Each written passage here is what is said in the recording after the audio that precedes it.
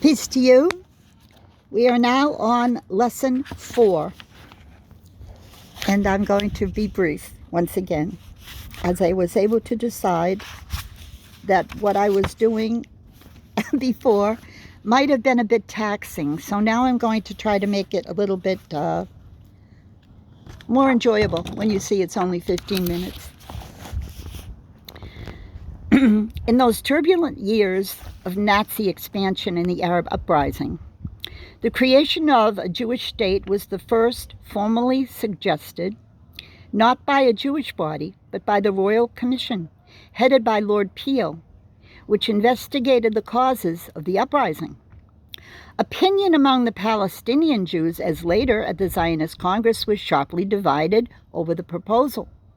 It is regrettable that nothing came of the Peel recommendation, for, if carried into effect, it would have obviated many a World War II tragedy.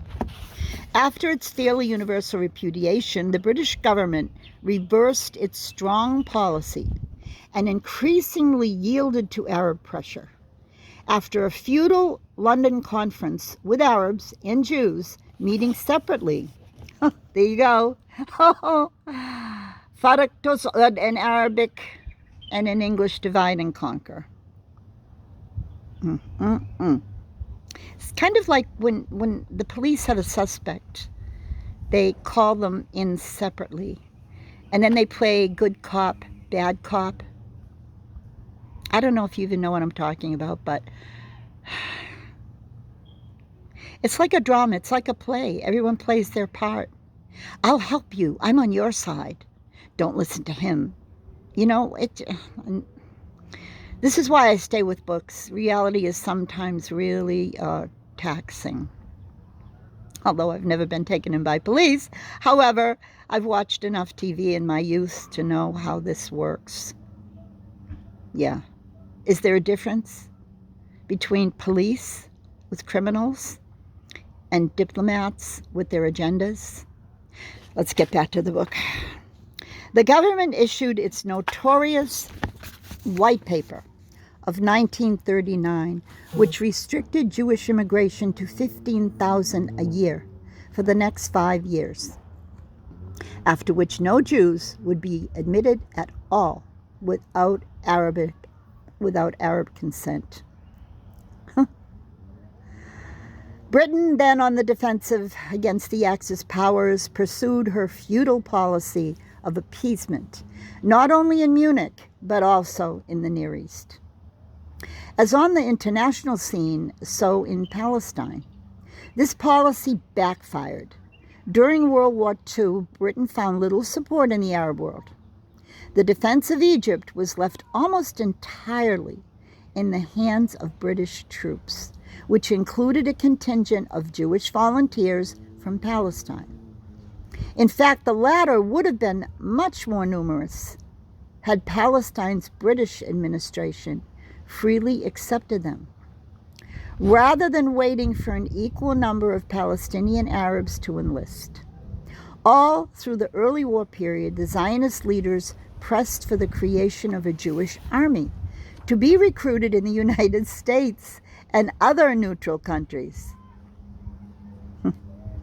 What happened to that idea of being neutral? Ultimately, a compromise was struck, and a Palestinian Jewish brigade fought valiantly on the Allied side in Italy and Germany. Well, that didn't help, did it? Not only did it cover itself with glory on the battlefield, but it exerted heroic efforts to save the surviving remnants of Eastern and Central European Jewry. At the same time, the Palestine hinterland helped supply the British armies with food, medical supplies, and even weapons during their strenuous North African campaign. Other war supplies had to be transported through the infested Mediterranean or all the way around the Cape of Good Hope. So that Palestine's growing industrial output proved of great assistance to the Allies. In the war emergency, the Arab uprising subsided, and the country enjoyed a sort of internal truce. Independently of the British forces, the Yashub formed its own army, the Haganah, which was tacitly recognized by the British as a reserve force in case the Germans broke through the defenses of El Alamein and reached the Suez Canal. The training received during the war to stand the Haganah in good stead in the hour of was to stand the Haganah in good stead in the hour of decision. In the meantime, living up to its restrictions of the white paper, the British administration tried to shut the gates to immigration after the admission of the first 75,000 Jews. All appeals having failed in the face of Nazi extermination, the Jews organized a large-scale illicit immigration. In chartered ships, often far from seaworthy, thousands of immigrants eluded the British patrols and landed under the cover of night on some Palestinian beach, where they were rapidly distributed among the Jewish settlements.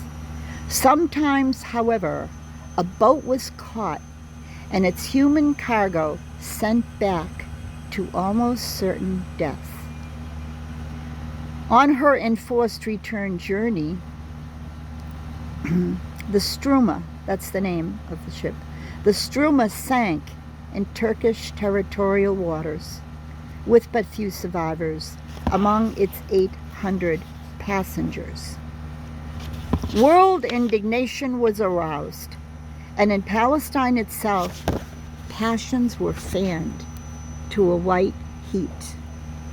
When the European phase of the war ended in May 1945, the Yashub rebelled against the continuation of British atrocities.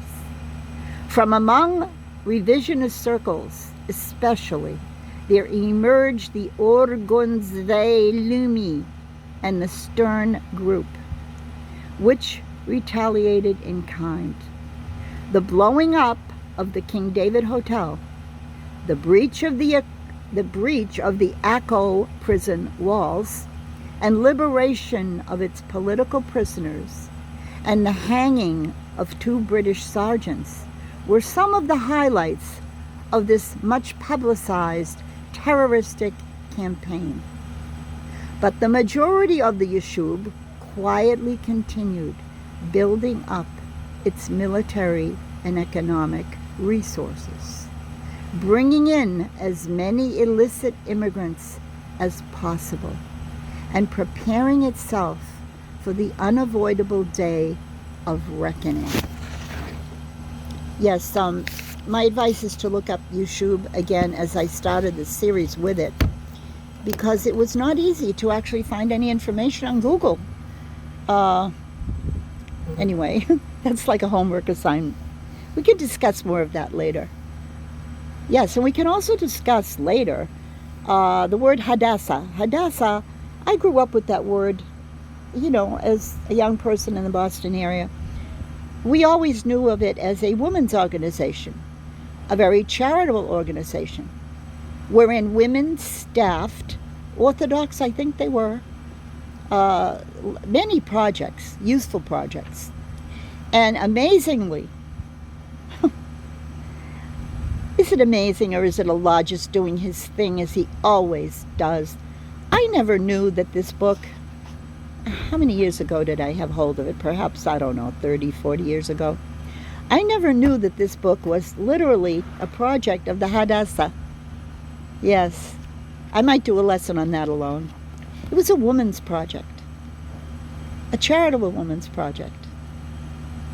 So, Allah joins the hearts.